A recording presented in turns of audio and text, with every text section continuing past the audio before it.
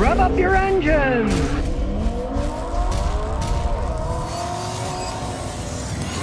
Joseph Finian says, Scotty, did you ever get married to a car and didn't know what to do? No. To me, cars are machines to get you from here to there. I don't get that emotionally attached to them. The only thing that I ever got emotionally attached to are my wife and kids and motorcycles. I like motorcycles. I get emotionally attached to motorcycles. That's a different thing. It's just you and the motorcycle and no one else. It's your own little universe. No one ever wants to ride in the back of one of my motorcycles. Once they went for one ride, they generally never go for another ride again. But getting married to a car, that's a mistake. You get emotionally involved. You throw too much money into it. You know, it's time to let go. When things finally wear out. I mean, years ago, I got rid of my wife's Cressida. She loved the car, but the leather seats were all cracked, the paint was all fading, the AC wasn't working as good, and it was 20-something years old, and I just decided, hey, it's time to say goodbye. And then I got her the Lexus, and she loves the Lexus too. So, you know, there is time to say goodbye. Don't get emotionally involved with a car. Big mistake. Red Dead says, Scotty, will rear wheels being out of alignment cause the front tires to wear unevenly on an all-wheel drive? They actually can, because if they're really worn bad, generally that means there's a problem in the suspension system, so the car's not tracking right, and then it's going to have problems with the front end getting squirrely. I had it happen in one of my own cars once. I inadvertently backed into something, and it had bent the lower control arm on the rear tire, and it made the car steer squirrely. And so it will affect the alignment. You got to have all four wheels correct, because they're all going down a road, you know. It's not like some of them are touching and some of them aren't. They're all going down the road, and that's something that people have to understand these days. When I was a younger mechanic, most cars were rear wheel drive. They had a solid axle. You never touched the alignment on the rear unless you smashed the car up. You only had a front end alignment. But on modern cars, most of them have rear independent suspension, and they're alignable too. You got to check all four wheels every once in a while. Kilmer says, 2013 Toyota Tacoma, the hood won't pop up. I see it all the time. They kind of corrode as time goes on. So here's what you do. Have a friend hold the hood release. Well, you go to the front of the hood and go with your hands. It will probably eventually pop up. Then when it does, open it up and get some really good spray lubricant. And for those hoods, that's bare metal hinge. The best lubricant is spray lithium. You know, people take lithium pills that are kind of crazy, and it's an element. Well, it's also a very good lubricant.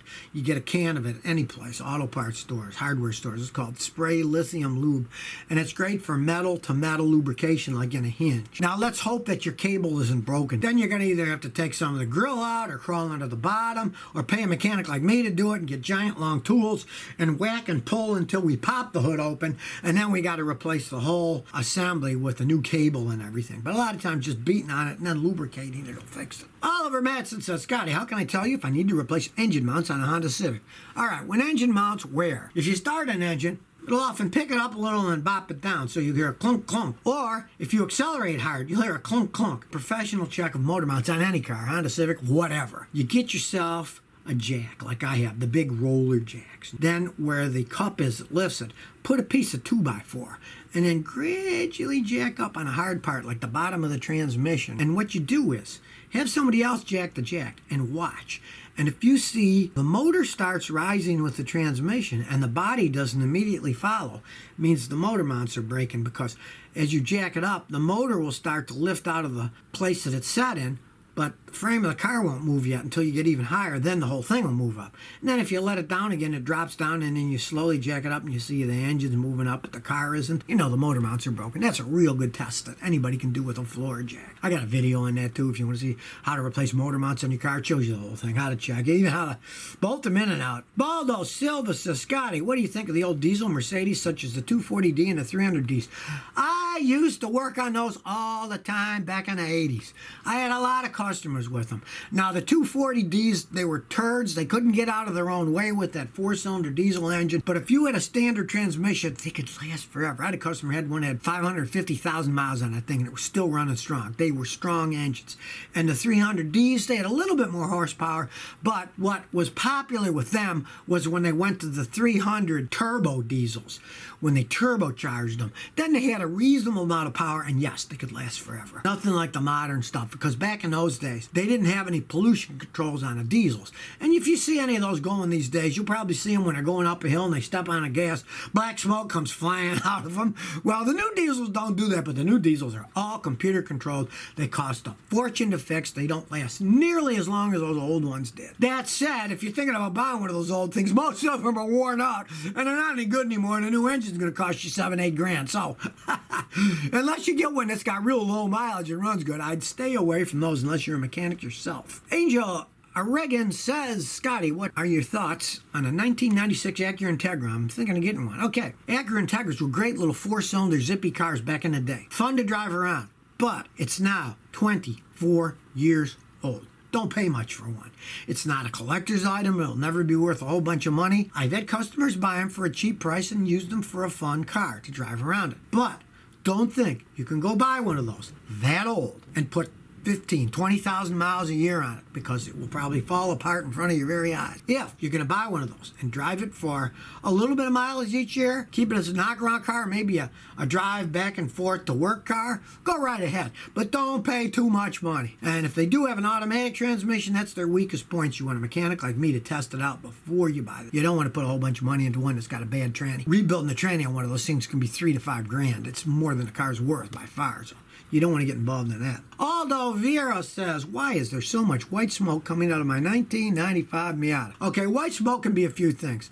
Generally, it's often a blowing head gasket. When the engine blows the head gasket, the coolant, which is water-based, starts to burn inside the engine, and then you get white smoke, which is steam. There's a test for that. I've got a video how to tell if your head gasket's blown. Simple little test kit. You can get it at Amazon for $25 and do the test, and if the blue liquid turns yellow, it means the head gasket's blown. Now, you can also get white smoke if it's burning a lot of oil. If you're losing a lot of engine oil and you see your spark plugs are carboning up, you'll know it's burning too much engine oil. And the third thing that can happen is if your engine is flooding out with too much fuel will also make it smoke white. Those are the three things. You have to pinpoint which one of them it is. And the easiest thing is to check for a blown head gasket with that kit first. It's a very simple test. The other stuff can get a lot more complicated to figure out. But if it's going through a whole bunch of oil too, you'll know, hey, it's burning a lot of oil too, and that's what's doing it. Francis Belize says, Scotty, what do you think of a Mazda RX8? I'm not a fan of rotary engine cars because the rotary engines, those Wankel rotary engines, have those triangular curved rotor inside that spins. Some have double rotors, but at the edge of each corner of the triangle are these apex seals. They always go bad. They always burn oil. They're gas hogs. They're very inefficient engines. They put out a lot of power, yes, but if you want a good toy, you can get those things cheap. Just realize you're not going to put a lot of miles on it because you'll have to rebuild the engine. That costs a whole bunch of money. There are people that do that. If you want to buy one, say, has a blown engine, there's guys in the United States that do very good jobs selling you rebuild engines for them if you want to go that. The engines don't weigh much. You can easily pull them in and out yourself. Just get a cheap little engine hoist from Harbor Freight for like $99. It'll work fine for that tiny little engine. Put another engine if you want. You can get one cheap. Zane says, Scotty, I'm looking to buy a 2004 F-150 with a V8. Has 186,000 miles. What should I look for? You want to test the transmission first. That's the weakest thing. The automatic transmission on those are the absolute weakest things. Now, if it does have a standard transmission, just drive it and make sure the clutch isn't slipping. It needs a new clutch. Those are pretty bulletproof. But you want to check the transmission first. With 186,000 miles on it, if you really want to go all out, do it yourself or pay a mechanic to do a wet and dry compression test. Where you take out the spark plugs, you do a compression test, put a little oil in, see if pressure goes up a whole bunch more when you put a little oil, meaning the piston rings are worn, then you'd pay less for it. But if you can get a good price on it, it still runs good, it could be a good knockaround vehicle. Ahmed Amir says, Scotty, what do you think about Toyota vans? Well, they make excellent vans. Now, when they first made those weird old Toyota vans that had the engine in the middle and then a drive shaft, and then in the front, they had the air conditioner and the water pump and everything else, and then giant hoses going everywhere. Those old Toyota vans could go forever. My brother-in-law had one. He took it to England when he moved there, and then he sold it to some guy in England and came back without it. Technically illegal, but what the heck.